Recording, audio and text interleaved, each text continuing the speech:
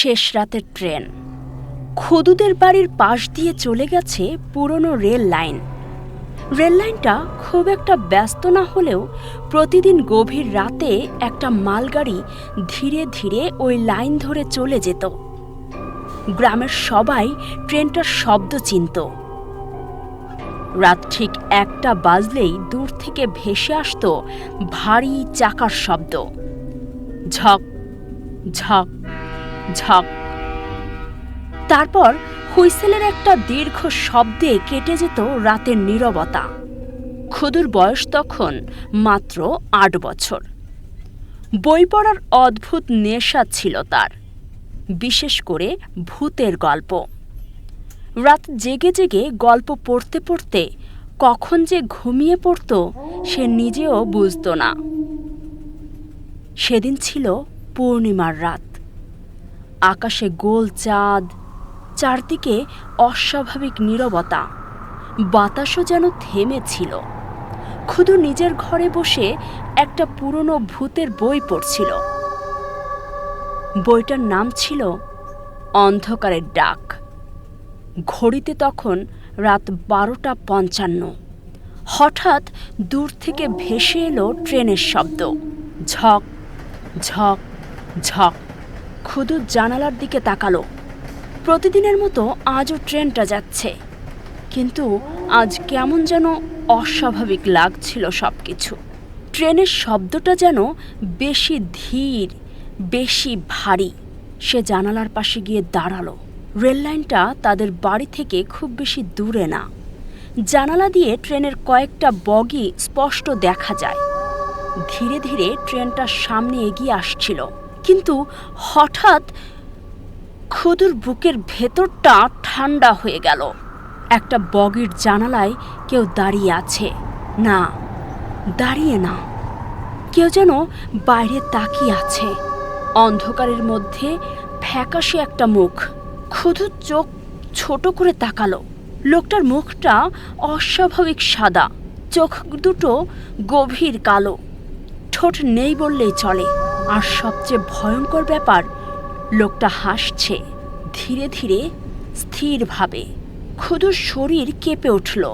সে দ্রুত জানালা বন্ধ করতে যাবে, ঠিক তখনই ট্রেনের শব্দ হঠাৎ থেমে গেল, পুরোপুরি থেমে গেল। খুদু অবাক হয়ে আবার বাইরে তাকালো। ট্রেনটা দাঁড়িয়ে আছে ঠিক তাদের বাড়ির সামনে। চারপাশে নিস্তব্ধতা, কোনো হুইসেল নেই, কোনো শব্দ নেই, শুধু ট্রেনের কালো বগিগুলো অন্ধকারে দাঁড়িয়ে। খুদুর গলা শুকিয়ে গেল। তার মনে হলো ওই জানালার লোকটা এখনো তাকিয়ে আছে তার দিকে।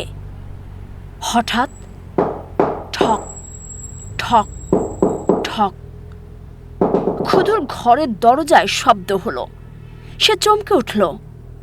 মা ঘুমিয়ে পড়েছে অনেক আগেই, এত রাতে দরজায় কে?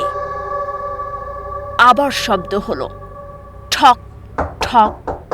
খুদু কাপা গলায় বলল, কে? কোনো উত্তর নেই। বাইরে শুধু ভারী শ্বাসের শব্দ। খুদুর বুকের ভেতর ধকধক শুরু হলো। ধীরে ধীরে সে দরজার কাছে গেল।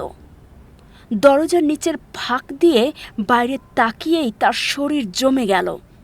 দেখল বাইরে কারো পা নেই, কেউ দাঁড়িয়ে নেই, কিন্তু শব্দটা এখনো হচ্ছে, ঠক ঠক। হঠাৎ তার ঘরের জানালাটা নিজে নিজে খুলে গেল। এক ঝটকা ঠান্ডা বাতাস ঢুকে পুরো ঘর অন্ধকার করে দিল। খুদু ভয়ে পিছিয়ে গেল। তারপর সে দেখল জানালার বাইরে দাঁড়িয়ে আছে সেই মানুষটা, ট্রেনের জানালার লোকটা। এবার আরো স্পষ্ট দেখা যাচ্ছে।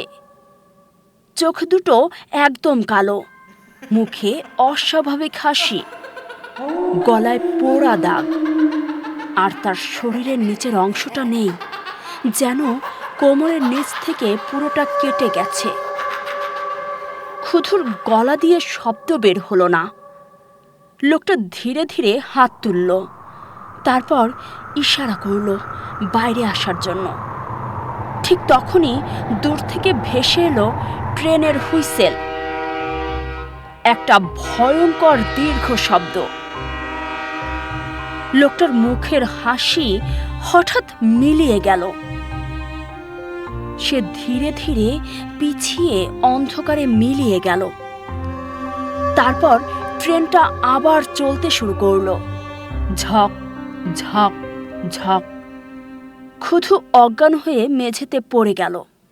পরদিন সকালে জ্ঞান ফিরলে সে সব ঘটনা মাকে খুলে বলল, কিন্তু মা বিশ্বাস করলেন না। তিনি বললেন, বেশি বেশি ভূতের বই পড়লে এমনই হয়। কিন্তু ক্ষুধু জানতো সে যা দেখেছে সেটা স্বপ্ন না। সেদিন দুপুরে গ্রামের এক বৃদ্ধ লোক ক্ষুধুর কথা শুনে চুপ হয়ে গেলেন। তারপর ধীরে ধীরে বললেন, ওই ট্রেনে বহু বছর আগে একটা দুর্ঘটনা হয়েছিল। ঘরে নীরবতা নেমে এলো। বৃদ্ধ লোকটা বলতে শুরু করলেন, প্রায় ২০ বছর আগে এক পূর্ণিমার রাতে ওই একই মালগাড়ি লাইনচ্যুত হয়েছিল। কয়েকটা বগি উল্টে যায়, অনেক মানুষ মারা যায়। তাদের একজন ছিল ট্রেনের গার্ড। দুর্ঘটনার সময় লোকটার শরীর ২ টুকরো হয়ে গিয়েছিল। কিন্তু গ্রামের মানুষ বলে, প্রতি পূর্ণিমার রাতে সেই ট্রেন এখনো ওই লাইন দিয়ে যায়।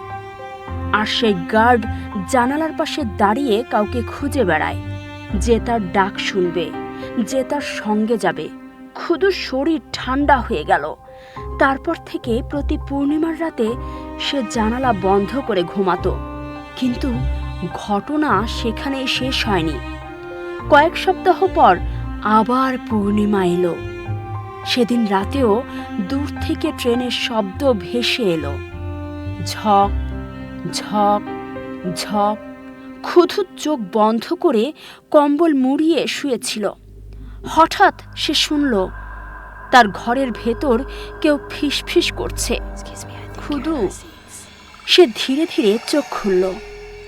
ঘরের এক কোণে অন্ধকারের মধ্যে কেউ দাঁড়িয়ে, ফ্যাকাশে মুখ, কালো চোখ, গলায় পোড়া দাগ। লোকটা এবার ঘরের ভেতরেই। ক্ষুধুর নিঃশ্বাস বন্ধ হয়ে আসছিল। লোকটা ধীরে ধীরে বলল, চলো। তারপর তার ঠান্ডা হাত ক্ষুধুর পায়ের উপর স্পর্শ করল। ক্ষুধু চিৎকার করে উঠল। ঠিক তখনই বাইরে আজানের শব্দ ভেসে এলো। লোকটা হঠাৎ পেছনে সরে গেল। তার মুখ বিকৃত হয়ে উঠল। এক মুহূর্তের মধ্যে পুরো শরীরটা ধোঁয়ার মতো মিলিয়ে গেল অন্ধকারে। সেদিনের পর ক্ষুধু আর কখনো রাত জেগে ভূতের বই পড়েনি। কিন্তু আজও গ্রামের বৃদ্ধরা বলে, পূর্ণিমার রাতে ঠিক 1টা বাজলে ওই পুরনো রেল লাইনের পাশে দাঁড়ালে এখনো দেখা যায় কালো মালগাড়িটাকে, আর একটা জানালায় দাঁড়িয়ে থাকে অর্ধেক শরীরের এক লোক, যে এখনো কাউকে খুঁজছে। শেষ রাতের ট্রেন এখনো থামেনি।